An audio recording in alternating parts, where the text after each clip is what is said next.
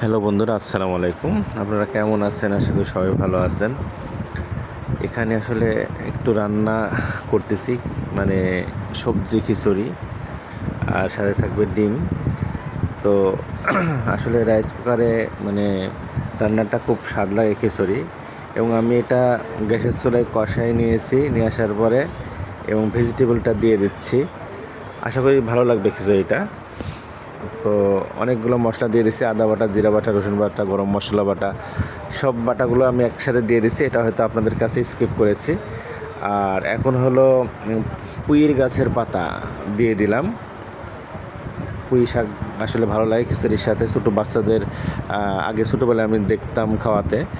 মিষ্টি কুমড়া এবং পুঁইয়ের পাতা দিয়ে দিয়েছি খিচুড়ির সাথে, এবং নরম খিচুড়ি হবে এটা।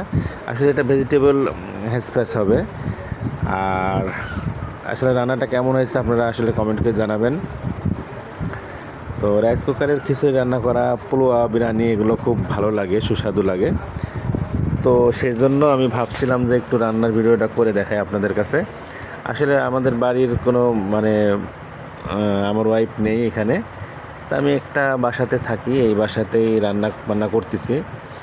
তো ফ্ল্যাটে থাকি না, ফ্ল্যাট থেকে আমি 2 বছর আগেই চলে আসছি, কারণ ফ্ল্যাটের মানুষ চুরি হয় বেশি, এবং অনেক টাকা পয়সা জিনিসপাতি অনেকবার চুরি হয়েছে। যার কারণে আমি ভেবেছিলাম যে এখানে একটা একতলা বাড়িতেই থাকবো। একতলা বাড়িতে থাকলে ভালো হয়, এখানে বাড়িগুলো নিরাপত্তা অনেক বেশি।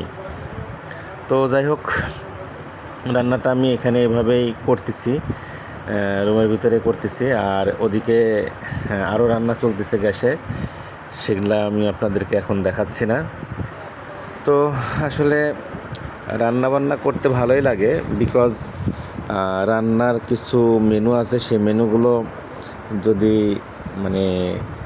দেওয়া যায়, রান্না খুব সুস্বাদু হয় খেতে। তো বিকজ এখানে আনফর্চুনেটলি কোনো কিছুই না, রান্নাটা আসলে এভাবে করতেছি। তো সবাই ভালো থাকবেন, আল্লাহ হাফেজ।